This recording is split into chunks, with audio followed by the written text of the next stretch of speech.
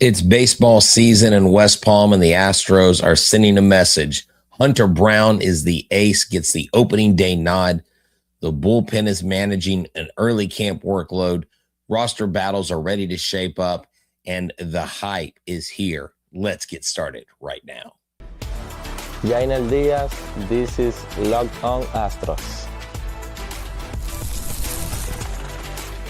Hello and welcome to Locked On Astros, your daily Astros podcast. Here are your hosts, Eric the Man Huysman and Brett H-Town Wheelhouse Chancey. Hello, everybody, and welcome into this edition of Locked On Astros. First day of spring training where pitchers and catchers reported has wrapped up. And if you were able to watch, I posted the Joe Espada early morning interview as well. Hunter Brown, and after this show airs at 9:15 p.m. tonight, you can see Tatsuya Imai talk to the media for the first time. And we're going to talk a little bit about what was addressed there, what we see coming out of West Palm.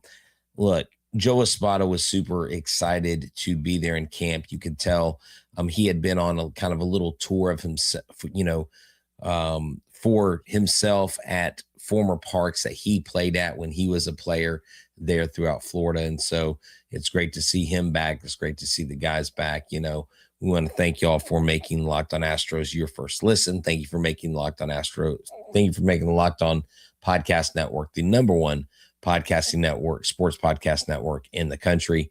And we want to thank you for joining the Everydayer Club if you're a part of that. And if you're not, I'll tell you more later. So let's get into it. Joe Espada addressing the media. Hunter Brown named the opening day starter, and Tatsuya Imai throws to Jainer Diaz. Now, there was some news early this morning from Joe Espada that Jainer Diaz had tweaked his ankle or sprained his ankle in a minor, had a minor issue in his winter ball when he was sliding into second. He actually did not play the full season in winter ball because of that.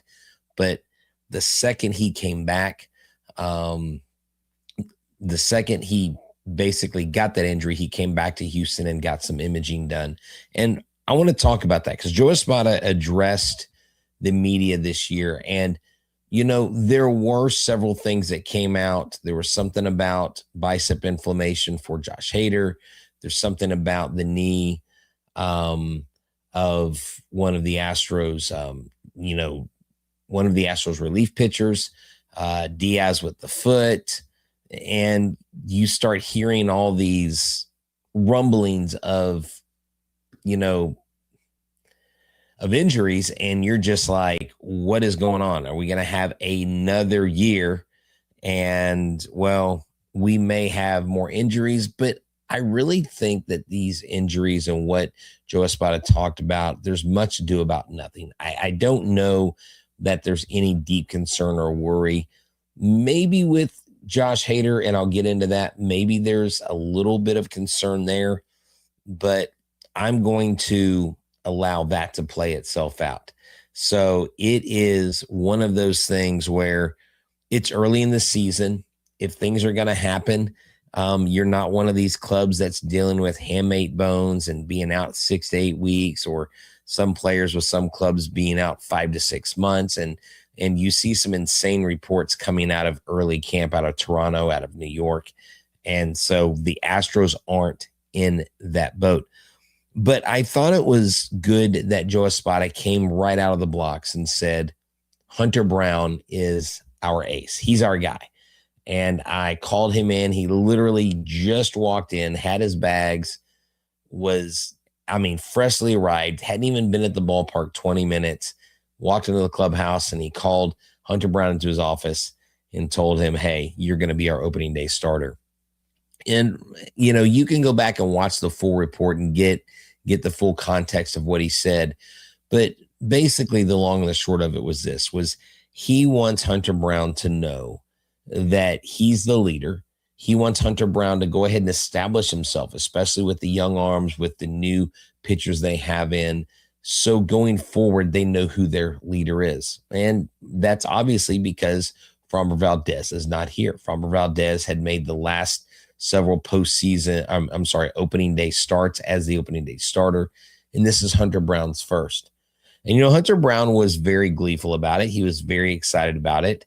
You really like to see what is transpiring with someone like Hunter Brown, okay? Because you need him to take the reins. You need him to be that bulldog that he is on the mound, but also be that in the clubhouse leadership-wise. But I kind of want to get to Josh Hader here a little bit. I see some people on here making comments about what is going on.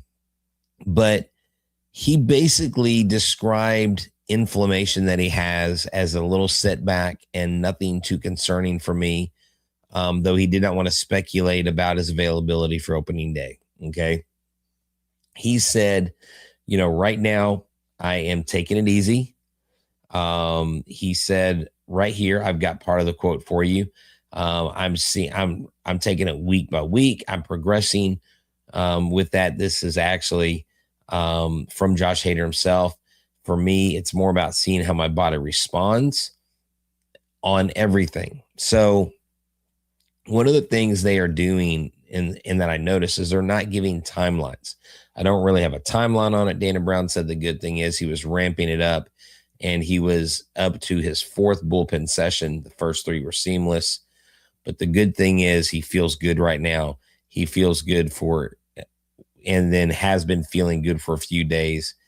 And he threw today. He did end up throwing today. He did end up playing catch. So that was a good sign. That they're going to slow walk this. There's no need to rush it. But I don't really think there's any need for great concern here with Josh Hader. I think that this is absolutely going to be one of the years where if Josh Hader can get back on that mound and get healthy, and I think if they use him strategically, look, I hope early on with these injury concerns coming off the shoulder capsule strain, all that stuff, that they avoid using him for more than one inning at a time, that they avoid overusing him early on, obviously because it is a 162 game season. But one of the things that Joe Espada said, and I want to get into this a little bit, he talked about wanting to get guys off of their feet, wanting them to rest. And I'm like, hold up. These are guys that are professional athletes that have to get ready for a season. And I'm not saying you play the dog out of them. I'm not saying you beat them into the ground physically. But he's already talking about giving guys rest before the show even gets started. Now, I don't know the full context of the entire discussion and what he's actually talking about when he says getting guys off their feet. But these guys need to be ready to play. And slow playing and slow walking it too much may be, I think, kind of an issue. You may not have a choice, though, if you have this surplus in the infield, right? Someone's asking in the comments, if you're listening, can we play Paredes at catcher? Well, no, absolutely not. I know some people suggested the other day from other podcasts that Christian Walker was going to play left. He's absolutely not going to play left. Look, there is a chance that Christian Walker, Isaac Paredes end up being traded. They have a surplus. And if they don't address the surplus via trade, they're going to have to figure out who they're going to tell that they're going to be sitting more than they want to be sitting. So at the end of the day, it's all about where can these guys fit in? Can they come up with an equation where everybody gets the playing time that makes them happy? And in the next segment, I want to talk more about Hunter Brown being the ace. I want to talk a little bit about what Tatsuya Imai said and some other things after we hear from our friends at TurboTax. Hey, Astros fans, tax season doesn't have to take over your life this year. TurboTax is making it easier than ever before to hand things off and move on with your day. With TurboTax full service, you can have your taxes done for you by a trusted local expert, start to finish, without the stress or guesswork. Instead of spending hours trying to figure out forms, you can meet with a local TurboTax expert in person or connect online. They handle everything from W-2s to self-employment forms and work to get you every deduction. You can upload your documents, go about your day, and get your updates right there on the TurboTax app. It's a huge time saver and gives real peace of mind knowing that an expert is handling it. For a limited time, you can have your taxes done by a local tax expert for just $150 all in. If a TurboTax expert didn't file your taxes last year, just file by February 28th. Take taxes off your plate and get back to your life. Visit TurboTax.com/local to book your appointment today.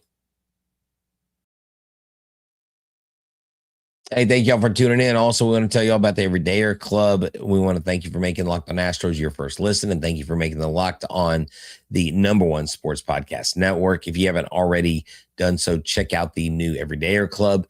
You get access to ad-free episodes of Locked On Astros, compatible with Apple Podcasts, Spotify, and every other major podcast app. An invite to the members-only Locked On Everydayer Club Discord server, which includes a group chat just for listeners of this show and so much more. Get to hang out with us and be a part of the subtext community. Send out some stuff today that I had heard. It was kind of breaking, so I got to send out a text to those everydayers. So make sure you go to lockedonastros.supercast.com and check out the club. Join the fun. 2026 is here. Spring training has started and players are arriving. Now, one of the things that I did not want to hear, that I was like, oh my gosh, when I heard about Yainer Diaz's foot, but then shortly after that, it was followed by Yainer Diaz caught Tatsuya Imai. Tatsuya Imai talked to the media today, and I want you to watch that interview tonight. So I'm not going to share too much, but I believe he's happy. I believe he's energetic. I believe he wants to be a part of a winning culture. We saw him introduce himself to the city at the Texans game, at the Rockets game. And he says, when I was at that Rockets game, I would like to revisit that again. It was neat. It was inspiring to see Kevin Durant do what he did for the city, and he wants to be a part of things like that. It's just really, really cool that this guy Tatsuya Imai has absolutely bought in 100%. He said, I'm wearing the orange and blue, and I love it. Tatsuya is going to fit in well. He already fits in well with the guys, it seems like. Hunter Brown talked about leading these new pitchers. You got Imai, you've got Burrows, you've got Ryan Weiss. You've got some others that have been added. Ting have been added to the arsenal. And so you absolutely love to see that. I was chomping at the bit today. It was killing me watching the updates, watching the tweets, watching the interviews, knowing that I wanted to be there. And of course, obviously, my full-time job does not allow me to do that. But maybe one day, you're talking about squad goals. That's one of my squad goals right there is getting to spring training to cover the team. But I will tell you this, that here in a few weeks, they're going to have the College Classic. I will be covering that over that weekend. So if you're at the College Classic, reach out to me. Twitter, Instagram, DMs, or whatever. And if you'd like to meet up, talk some baseball, let me know. I'll be in the press box for the College Classic there at Dyken Park. I almost said Minute Maid Park. The World Baseball Classic, I don't know about those credentials, but hopefully I can get that squared away. Now, what do we have going forward, looking forward to someone like Hunter Brown being the lead guy, being the alpha? Well, the bottom line is he's ready. He's ready to take the bull by the horns. We've seen Diesel. We've seen his attitude. We've seen how fiery he is. Someone had flashed up the brush up between, I believe it was the Astros and the Angels, in a near brawl where like Hunter Brown was just getting the face of the opponent. And that's the kind of guy you want leading. Behind him, Christian Javier. Behind him, Tatsuya Imai. You've got Spencer Arrighetti. You've got a whole cast of characters that I think will fall definitely in line to just go out there and do what they can to put this team in a position to hopefully win a lot of games. And hopefully, like some of y'all are predicting, 90 plus wins. You know, I'm going right now with between 87 and 89. I want to see what this roster looks like on opening day. I want to see who's going into that season. I want to see who the 5 or 6 man rotation is going to be. So with all that being said, we're super excited to see this. And you love seeing Tatsuya Imai getting early on acclimated to being a part of the battery of him and Yainer Diaz. But what's neat about spring training and coming back, it's almost like the guys coming back together, the bands getting back together. And if anybody in our listening audience or viewing audience went to college, okay, this is what I liken their arrival to spring training. Because when you go to college, a lot of times you leave the college town you live in to go back home, maybe work a summer job, and then you go back to college in the spring. And it's still exciting over Christmas break, but over that summer break when you don't see everybody, or you can do what I did one summer is I stayed in Brownwood, Texas. I went to Howard Payne University for a summer, and that was brutal. That was tough. I was so happy to see all my guys, my roommates, and everybody coming back to college after that summer, and that's what this is like. They also they have different routines going into this spring. So for spring training, if you go to the backfields, you don't just have to buy a ticket to the game. Going to the backfields and watching practice is free. Players will sign autographs. Players will talk to you. Will carry on conversations. But they're doing something a little different this year that Joe Espada talked about. He talked about they're going to be going out in smaller positional groups. So he said when you come out to spring training, you won't look at the field and see all the players, right? You'll probably see a group of the outfielders. You'll probably see Zach Cole, Cam Smith, Jesus Sanchez, Jake Myers, Jose Altuve, if he's an outfielder. Then you'll see at one portion of the day or a different field, you'll see Walker, Paredes, you'll see Pena, you'll see Carlos Correa. Then on the other field, you'll see all the catchers there.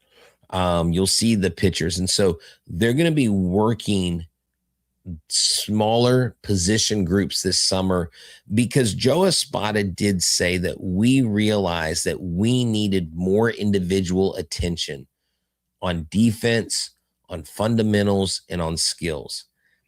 And I think that's a really good mindset. I tell students all the time or kids that are playing baseball, you know, when they moan and complain in practice about hitting off the tee. Well, Major League Baseball players hit off the tee pretty much every single day.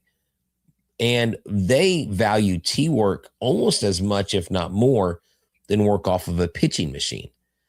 And so that right there tells you that this team is laser focused on doing the things they need to do in order to step it up, in order to compete in this league that I believe is going to be strong. The American League's going to be tough this year. The Yankees are going to be tough. The Blue Jays are going to be tough. I don't know if you just saw this, but the Orioles just made another signing, and they have spent $200 million this offseason. Not only did they get Pete Alonso, and Pete was out there signing autographs, but they just signed another pitcher.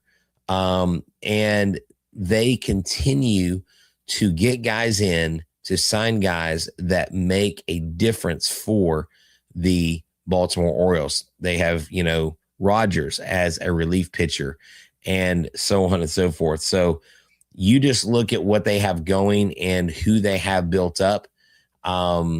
And it looks like the Orioles are actually going to be playing some big boy ball, trying to compete in that AL East. They actually picked up Chris Bassett on a 1-year, $18.5 million deal. So there you go, $200 million in guaranteed money. So he now joins the O's rotation of Shane Baz. They re-signed Zach Eflin, and they joined Kyle Bradish, Trevor Rogers, and Dean Kremer. Now, Dean Kremer threw a nasty split today to Pete Alonso and struck him out. I know this isn't Locked on Orioles, but the Orioles are going to be a very strong opponent in the AL East. The Astros are going to have a pretty exciting year in the West. I think the Mariners are going to, they're the reigning champions, right? So let's talk a little bit about the West and a little bit about our competition, because I'm excited, not right now, but here in the near future, we're going to do an AL West division preview. So let's talk about it next.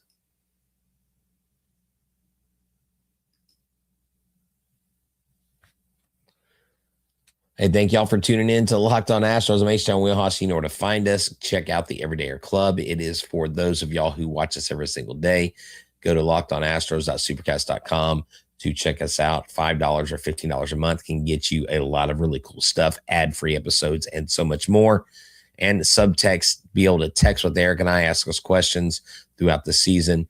But, this is your first spring training report. Again, after this episode, Tatsuya Imai's interview will be on this channel at 9:15. So don't go far. Check out some of the YouTube shorts. I put up another short for Zach Cole. You'll love to see that. Great kid. Super impressed with that.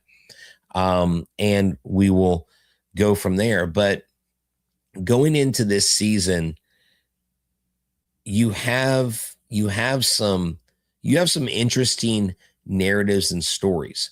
The AL West, I think, is going to be a very competitive division. I think the Rangers, if their offense can pick up a little bit, they've got the pitching.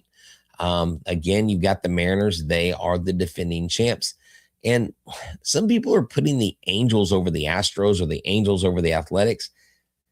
I don't know why I don't like the Angels over the Athletics, but the Athletics, I think, are going to be competitive. Their pitching is not the best, but their offense is phenomenal. They've got young talent. They're hungry. They want to win.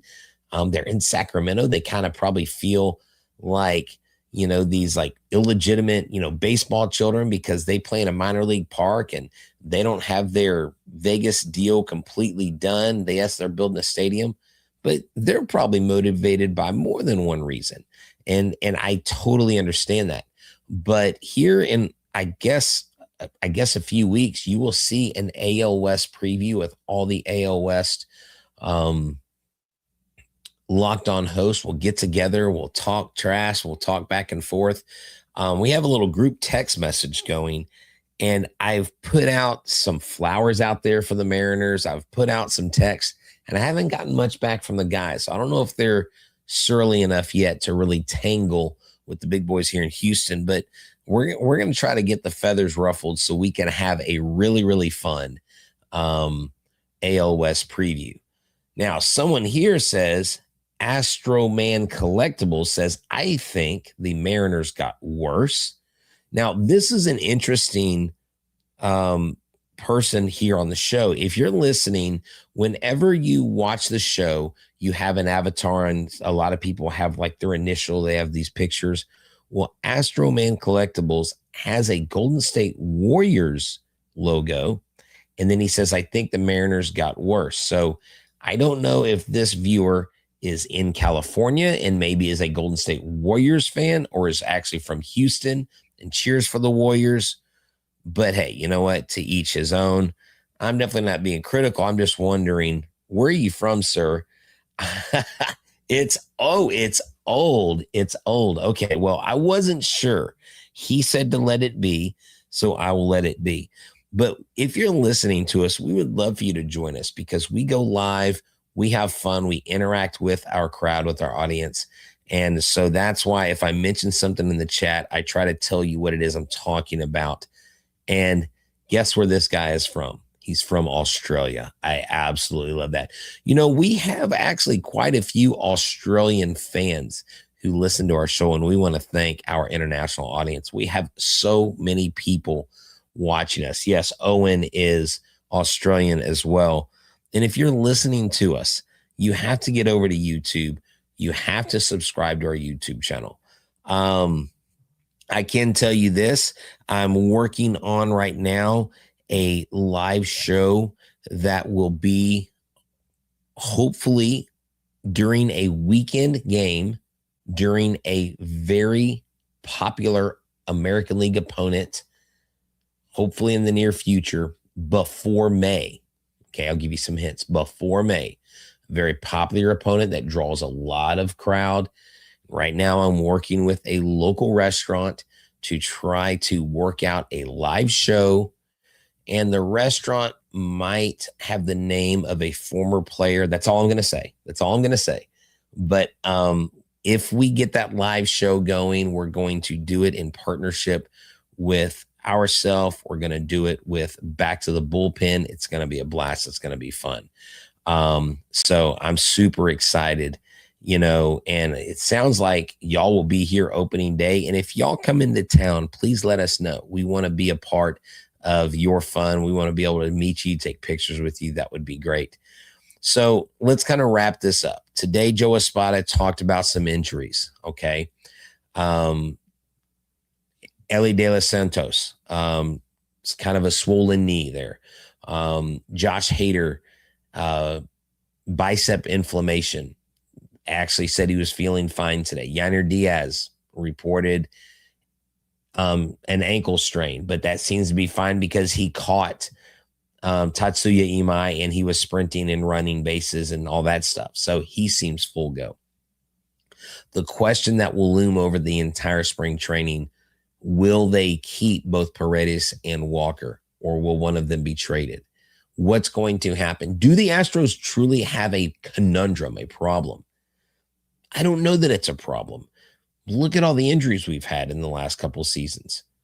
You just have to figure out how to get these guys on the field, and it's going to be tough. The competition in the outfield, Zach Cole, Cam Smith. Watch out, guys. They're coming for your jobs. Sanchez, Cam Smith wants that starting job. Jake Myers, Zach Cole wants that starting job. And the pitching, Mike Burrows, Ryan Weiss, Jason Alexander, who makes that 5th and 6th spot. So it is just one of those things that I really think is going to have to, you're going to have to keep your eyes open and peeled on several storylines happening this spring. This spring will not be short of plot, will not be short of a thick plot going forward for the Houston Astros in 2026. Who is on the outside looking in when camp starts? I think the outside looking in are going to be your guys like Nick Allen. He's going to have to find a place on this team. They traded for him. He took Mauricio Dubon's spot. I know they say Cam Smith has to win the job, but I think Jesus Sanchez, wouldn't you think he's more on the outside looking in? Or is it more Cam Smith? Zach DeCenzo's definitely on the outside looking in. Unfortunately, no matter how well Jason Alexander did last year, he might be on the outside looking in just because the plethora of arm talent that they have. Spencer Arrighetti, I don't know that he's on the outside looking in. I think Spencer Arrighetti, someone told me today that they were wondering if he would make the rotation. And I said, I don't think there's any doubt he makes a rotation unless he has a complete, utter failure. Ben says here that Sanchez is a lefty bat, so no, he's not on the outside looking in. But if Cam Smith is battling for his job, he doesn't have a secured spot. So you know what? I think time will tell, and there may be some guys on the AAA roster that haven't yet touched the major leagues that may be on the outside looking in. Remember, you and I go around these baseball circles and we say spring training stats don't matter. But here's the thing. Apparently they do, because according to Dana Brown, that's why Cam Smith made the team last year. I'll answer one more question right here. Corbin, one of our loyal listeners, does say that Bryce Matthews is on the outside looking in. I think that's an excellent call. And Ben, I'll answer one more question. He says, do Weiss and Burrows automatically get penciled in? Burrows, yes. Weiss, if they're going with the 6-man rotation, I don't see why not. So let's see how they do. The spring's going to be fun. There's going to be a lot of buzz in the air about a lot of different things. And we're going to be hanging our hat on every single play, every single home run, every single strikeout, every single walk. No matter what happens, you're going to be dialed in. Why? Because you are a part of the Locked On Astros team. We are part of the Locked On Network, the biggest, the best sports podcast network in the country. We want to make sure you check us out on lockedonastros.supercast.com and join the club, be a part. Tomorrow night, Eric will bring you a solo episode, and he will get you up to date on day 2 of spring training and hopefully more exciting news as we get closer and closer to position players reporting to Cacti Park at West Palm. So for myself, Eric the Man Huysman, and everybody here at Locked On Astros, remember, we're your team every day. Go Stros.